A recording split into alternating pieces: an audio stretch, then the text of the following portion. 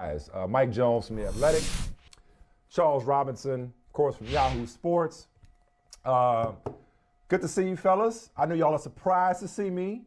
When our producers booked you, you thought it was Michael Holley. I'm here on a Wednesday. I have not retired from this show. I'm not even part-time. I'm full-time still. So it's good to see you two fellas. Appreciate y'all coming through. All right, Charles, I know nothing should surprise us at this point. Nothing certainly surprises you.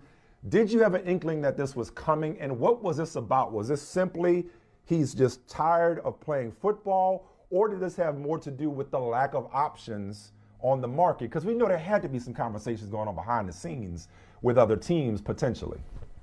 Right. I think the process that was interesting over the last month is you felt like things whittled down. Like at first it was, what about Tennessee and Mike Vrabel and the relationship there? What's he going to do with Sean Payton? Potentially Sean Payton's next decision could impact him. What about the Miami Dolphins and Tua's health?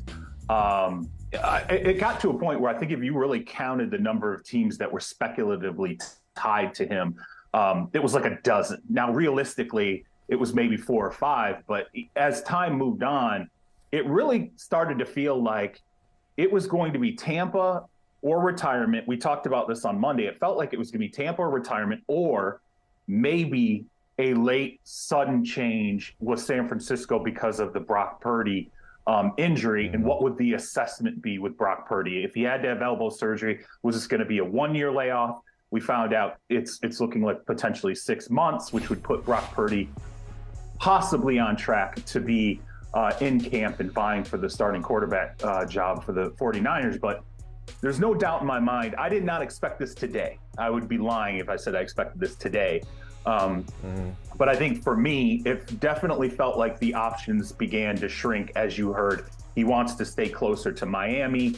He wants to be near his kids. And it would really have to be something wildly special for him to consider moving far away. And to me, the only thing that really fit was San Francisco. Mike Jones, you think this is really it for real, for real? I mean, again, he seems sincere, but I mean, stranger things have happened. Could things change? Could he change his mind? Or from what you're seeing and what you're hearing, is this really it for the GOAT? I guess you never say never, right?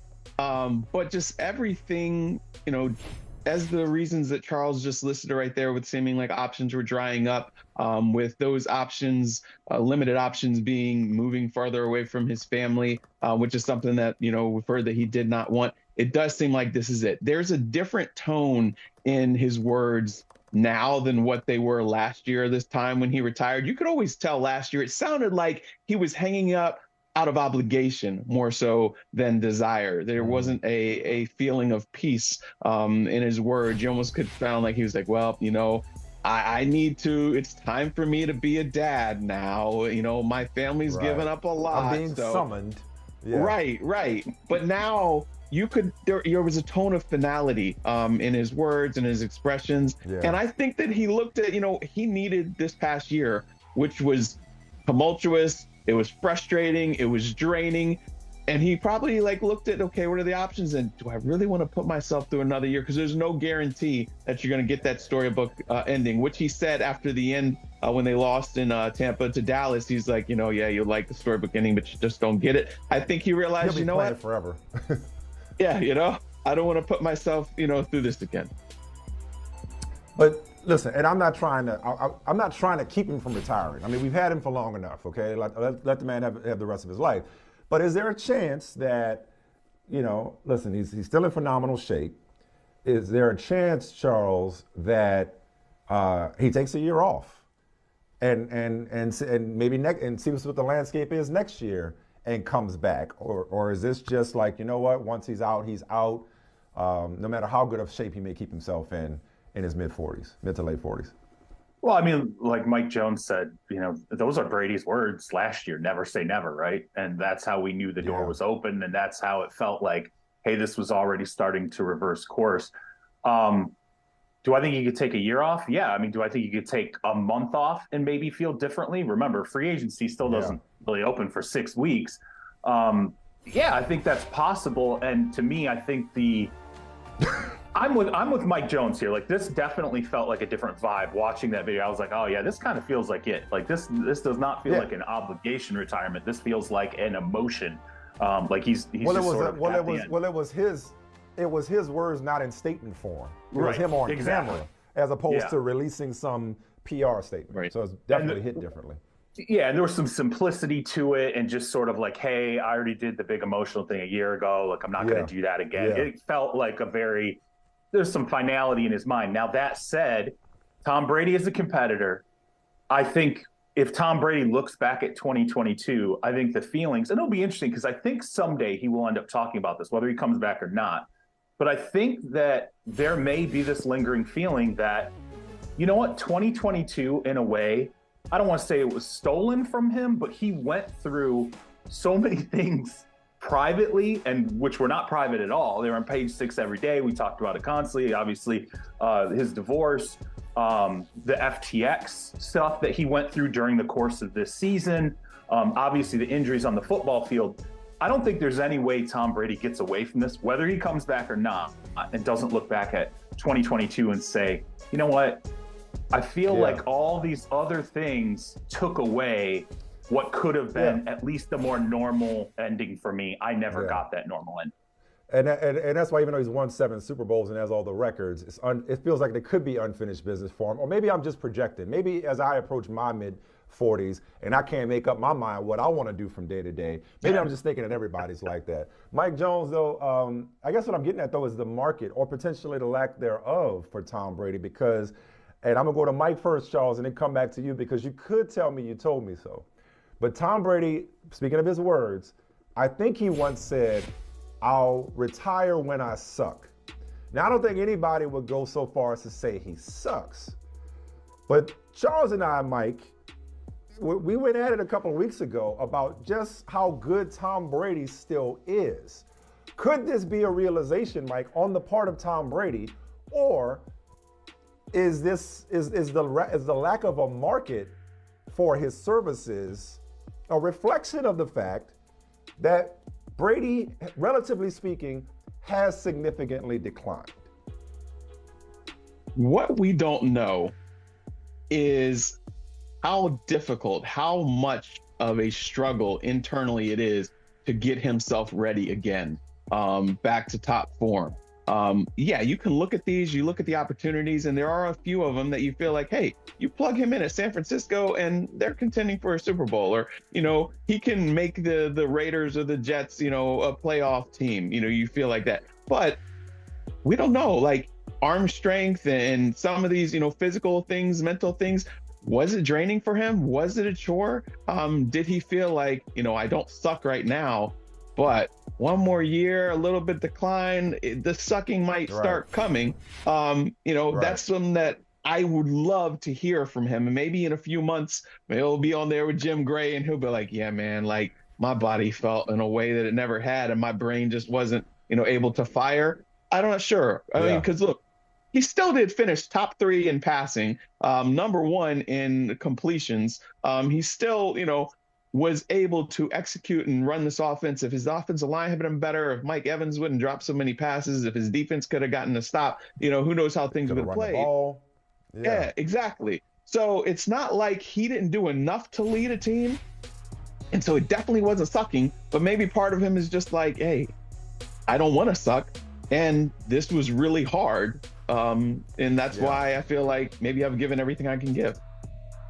Well, speaking of Jim Gray, we now know why he snapped, because he probably was, emotional about the thought of like, it's coming, I know what I'm going to do, but I ain't ready to talk about it. But Charles, again, you kept pointing out, he doesn't want to take hits. He's getting rid of the ball as soon as he can. I mean, is this reality setting in when it comes to Tom Brady, that even though people like me still try to keep him in the top 10 and think he's the most, was, as it were now, the most dangerous person with the ball in his hand late in the game, still has his play fallen off to where, as Mike said, he wants to avoid the cliff before he even gets to it? Well, I mean, now we know why he had the fastest get it out time in football in terms of, ball into his hands out of the pocket. Jeff Darlington, obviously, who we all know, reported that he played this season down 15 pounds. Tom Brady's already a slender guy. You take another 15 pounds off him, I refuse to believe that does not affect his physique and his ability to recover, probably some strength issues along the way. There's a reason why he's not wanting to take the punishment. I still think, and Michael Smith, you talked about this, hey, if he had a running game, well, again, that is a function, and it's reasonable at 45. It would be reasonable at 46 next season. Again, it's about what is around him. Are they playing complementary football? What's the offensive line look like? Can they run it? What are the multitude of skill options around him? Who's willing to keep up with him mentally and focus from a focus standpoint? Who's willing to be yelled at by Tom Brady moving forward? All these different things, I think, become a function of whether he still fits inside that top 10. I think you take away things, he falls down that list. You add things, he climbs up the list. But I will say this, that 15 pounds, I did not know that. I knew he was thin. I knew he had clearly lost weight. We had all sort of talked about that. I did not know it was 15 pounds. And to me, you put those 15 pounds back on Tom Brady through an offseason that doesn't involve the kind of stress of the last 12 months. I think potentially his game on the field could be affected a little bit more in a positive way than I thought. Last thing I got for you guys. So where do the other teams go from here? Because, again, we had, I think you mentioned, Charles, we were listing teams that could potentially use his services even if for a year. San Francisco, given the injury/recovery situations they have with their two young quarterbacks, or even the Raiders, if not the Bucs. So, Mike, are we looking at the Jarrett Stidham era in Vegas, the Kyle Trask era in Tampa, and who knows who's available? Maybe it's Trey Lance before Brock Purdy in San Francisco. Where do these teams go from here since they're not turning to Tom Brady, Mike? Well, I've heard that the Bucs, if Brady was going to leave, the Bucs plan to be aggressive and go after a veteran guy. And one person said, hey, Derek Carr could be an option for them there because he's a veteran guy, played at a high level, even though he didn't have, the greatest situation around him. And maybe they can continue to try to retool and not have a drop off starting back over at quarterback. I think that then, it becomes more interesting what happens with Aaron Rodgers as well. Because, all right, if you're not going to be in on Brady, then, okay, are the Raiders a team that goes after Rodgers? Could San Francisco, if there's a lot of questions about Trey Lance, and even though, hey, he was injured, but their feelings for some reason have changed a bit, about them in there. So, is that somewhere he could go? I don't know. But I think that those veteran guys will first be up for these teams like the Jets and the Bucs and the Raiders and the 49ers, rather than, sticking with the backups they have there and drafting.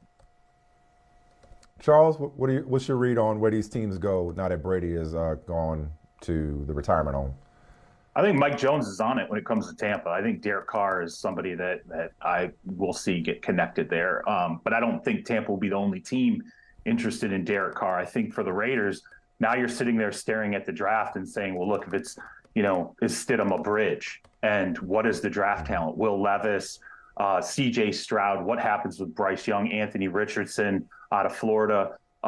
There's going to be, some quarterbacks that I think get pushed up the draft board as some of these teams that could potentially have been on Brady. Indianapolis is a team that could have been in on Brady. Obviously, we talked about the Raiders. All those teams, I think, are now going to start to bunch up at the top of the draft because they know, hey, there's not this bridge situation where we have one flourish, one shot in 2023 if we were to take a swipe at Tom Brady. Rodgers, I think now, Brady's the first domino. Now it's Rodgers. What's going to happen with Rodgers? Does he stay in Green Bay? Is there any 1 in a million shot that Kyle Shanahan would still be interested in Aaron Rodgers in San Francisco? Doubtful, given the fact that they don't have a lot of draft assets at this point to move. But as Mike Jones said, I do think there's a change in the wind around Trey Lance. I don't think the belief in him, it's lacking a little bit there. I think the Jets and Aaron Rodgers, I'm telling you, I don't think that's necessarily dead either because of ownership.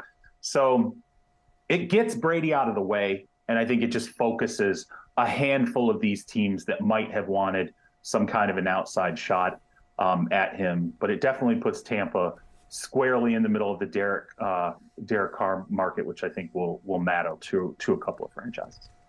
Pro Bowler Derek Carr. Appreciate you guys' perspective, and appreciate you guys helping me process this. Sure, we'll be talking to y'all again very, very soon. It was an honor to be on with you. Yeah, on a Wednesday. Man, the rarities. That's sad. That's sad. This is how far we've fallen when, y'all got to thank me for being on my own show. I appreciate it, though. I really do. Hey, thank you for watching Brother from Another. If you haven't hit that subscribe button, go ahead and do that now. Don't forget, you can catch us 3 to 4 weekdays on PeacockTV.com and on Sirius XM Channel 85.